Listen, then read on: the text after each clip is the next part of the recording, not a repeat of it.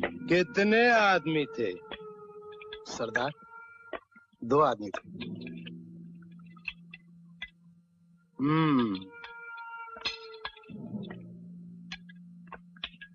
2 आदमी। सुअर के बच्चों!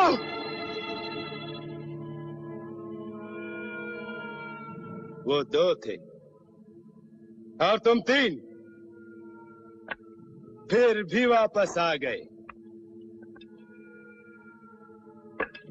खाली हाथ।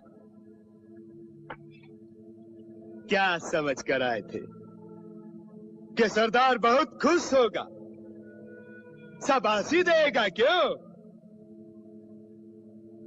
धिक्कार!